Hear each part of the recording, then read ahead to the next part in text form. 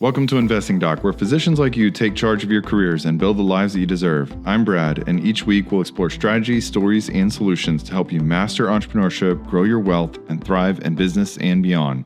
Hey everybody, today let's talk about the fear of failure, why most doctors never build anything great, or maybe I'm just talking about myself. You can decide here, but for those of you guys that are new, my name is Brad. I own a multi-million-dollar private practice here in Texas. I like to help people start or scale medical practices, and this is going to be kind of a deep episode about failure. I mean, I will say that most physicians that I talk to, even my friends included, say that they want some sort of freedom. And if you look online, a lot of docs get into these financial hardships when they think they're going to get passive income by investing in all these other things, and that's fine. Nothing wrong with that. But at its core, when you start a medical practice, you know in the back of your mind that opening a business, we're always told, is one of the riskiest things that anyone could ever do. And I feel like that fear prevents people from taking the leap.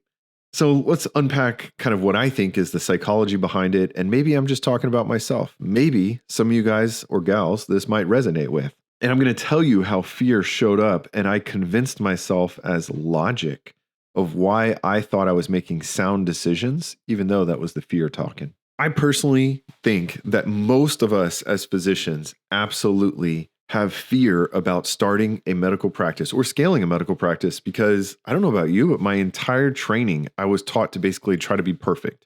And if it's okay to say, I don't know, but I think there's like this implied like guilt if there's a bad outcome, even if it's not your fault. I think a lot of patients like feel very guilty for it. I remember the one time that I was an intern and I called like a stroke alert on a patient. It was a patient who just had a heart catheterization. And I'll never forget that the cardiologist came in and just like honestly started blasting me. What the hell was I doing calling a stroke alert? No one calls a stroke alert in the cardiac ICU without running it by them first. Wow, what an ego.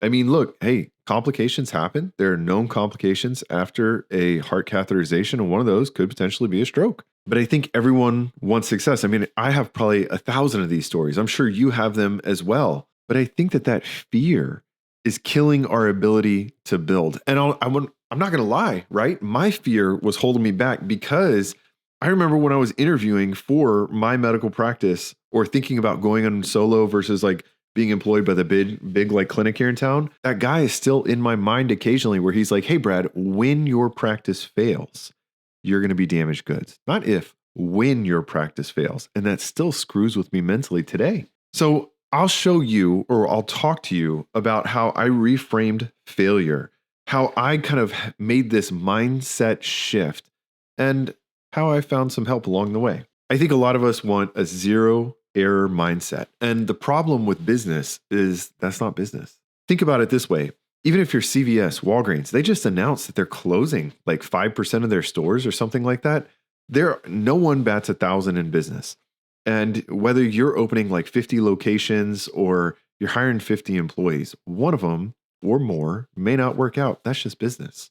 All right. No different than if you buy a bunch of stocks, even in your index account, no different than if you bought a bunch of stocks. One of them is probably going to do absolute atrociously.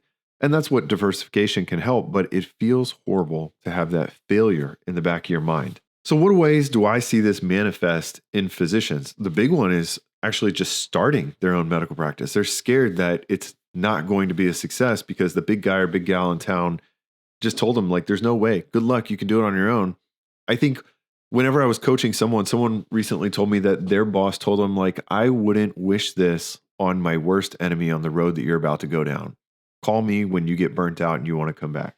How did it manifest in my practice? Look, part of it was the pandemic. I opened like 9 months before the freaking pandemic. But the other part is it took me like 4.5 years-ish, almost 5 years to go from 1 to 2 locations. I was terrified. What if it doesn't work out? What if I don't know as much as I claim to know about business? If it fails, is that guy who told me that when your practice fails, is he right? And am I going to look like a failure to my community? I stayed small for 5 years because it felt safe. But was it really safe? Because I was burning out. I was running the business full time.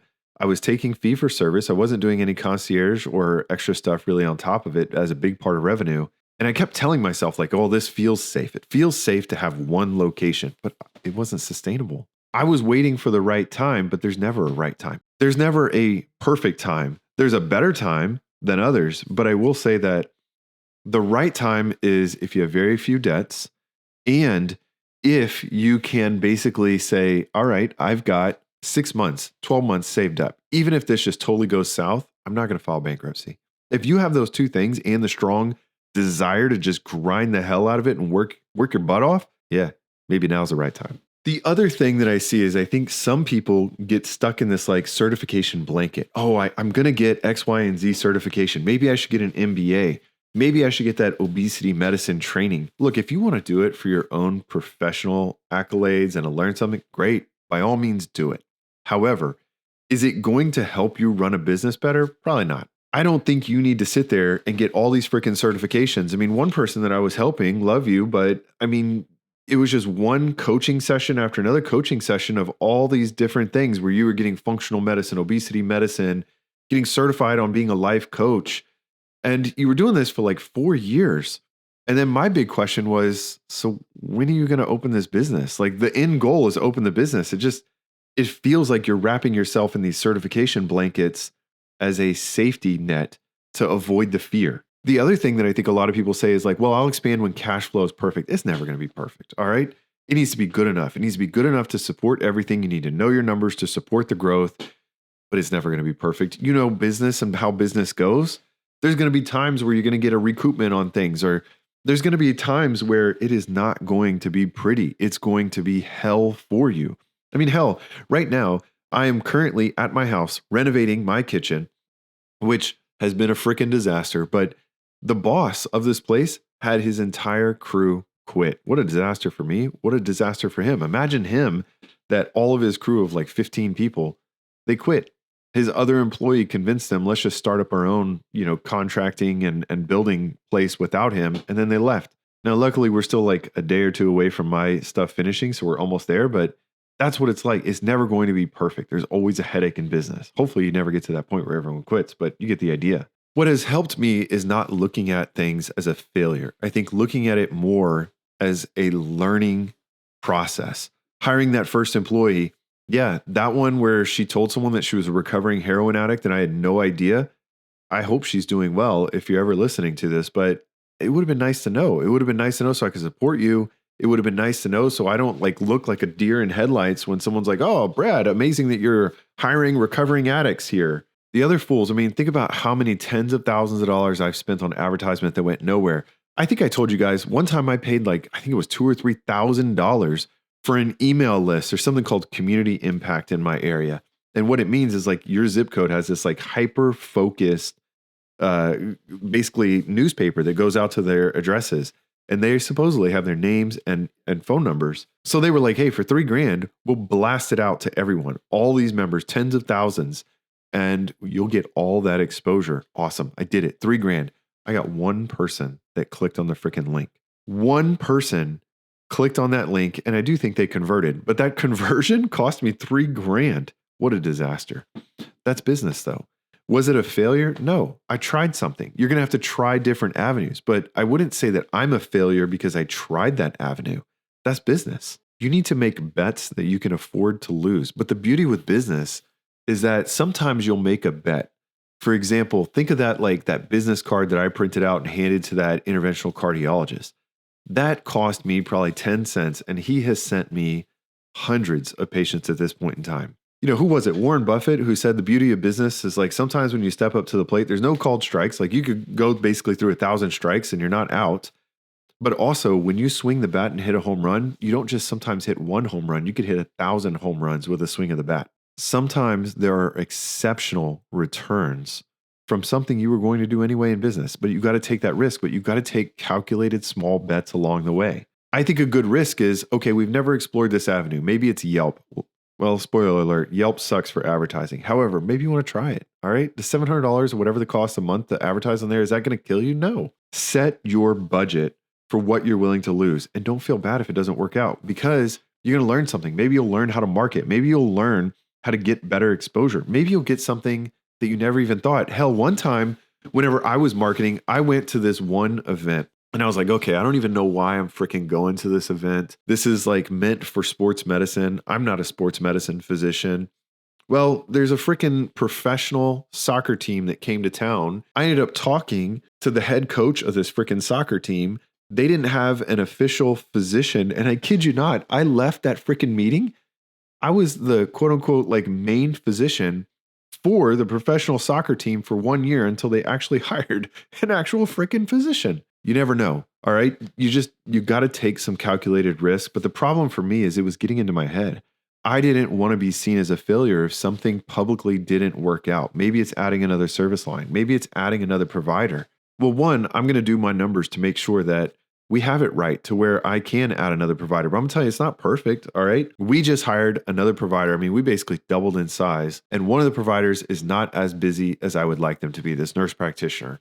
Part of that is because I got cocky. I got cocky thinking, well, that location is amazing success. So 6 months ago, I'm just going to turn off all advertisement. I don't need it anymore. What the hell was I thinking? That was a huge failure. I'm gearing up to hire another nurse practitioner. I need to have that insanely busy. Why did I take my foot off the gas? You can't beat yourself up over these things. I can't beat myself up over it. And luckily, I would say that in my life, I've had some amazing mentors. My grandfather, he owned an HVAC and plumbing business. He had about 75 employees when he passed and taught me a lot about, Christmas Day, somebody's, toilet's clogged up and there's stuff coming out everywhere throughout the house. I got to run. I got to go help them out. He grinded it just as hard as any physician who gets called in the middle of the night. He put his customers first, provided an amazing service, and sometimes it didn't work out. I remember one time he bought this bucket truck thinking it was going to be it was just a big hole that he threw money into and ended up just divesting it. But you know what? At least he tried it. Same thing, my older brother, who I was feeling down one day and I called him and I was like, hey, we all call him Denny. Hey, Denny, maybe I'm expanding too fast. That was one of my fears. I'm about to open my 5th location about 4 weeks from today, at time of making this podcast. Am I expanding too fast? And he was like, well, okay, where's that coming from? Are you paycheck to paycheck? Nope. Got about 6 months saved up, if not more. Okay. Are you taking out debt to fund this? Hell no. Cash flow positive every month, baby. Do you not know how to market and get patients? Nah, I feel like I'm pretty damn good at that. I got that down pretty well. Do you not have good talent that you've hired for this position? Is it just a crappy person that you don't believe in? No, I think we got a great doc. Amazing primary care doc that sold her practice, wants to retire here in town because her kids moved here. She wants to spend another 5 years practicing. Amazing, amazing physician. So he said, so what's this really about? Even if it does for some reason shut down, even if you're batting 80%, 4 out of 5, that's amazing. The fact that, you started at 4 locations so far, amazingly, every single one of them profitable, doing well, that's incredible. And if one doesn't work out, that doesn't mean you're a failure. That's just business. And I think it was nice to have him, who started and sold a business for 5.4 billion or something like that, about 5.5 billion. It was nice to bounce ideas off of him to get a reality check to say, like, what's this really about? I think this is about the fear of how I am going to be perceived in my medical community if it doesn't turn out the way I want it to be. But like he said, you know what to do. Everything is cash flow positive. You're not taking out any debt to do anything you're doing. What's the problem? And the problem was all in my head. But it's a very powerful problem that even now that I'm about to open 4 weeks from now, I'm just getting real with you guys, that the thought entered my mind, are we expanding too fast? And when I look at it objectively, no, we're not. We have the cash set aside. It's not going to hurt us. We're cash flow positive, every location, every provider. No, my fear is being perceived as a failure by my peers. I don't think courage isn't the lack of fear. It's betting on yourself despite that. And I think that you may have your own fears about, am I going to be able to provide for my kids or other things? But I just wanted to push you guys and say, what is holding you back? What excuse are you giving yourself? Are you wrapping yourself in the blanket of like 20 certifications? Do you really need them? I mean, if you want them, great. But is it stopping you from obtaining your dream? Are you scared of trying new things like advertising? Maybe you're not advertising. That's a problem. You need to go down that. You need to make those bets, because you know what? Sometimes you step up to the plate and you hit 1,000 home runs all at once. That's my episode for today. I really appreciate every single one of you guys that follows along. I hope you guys have a great one. Continue to scale, grow the hell out of it. See y'all in the next one.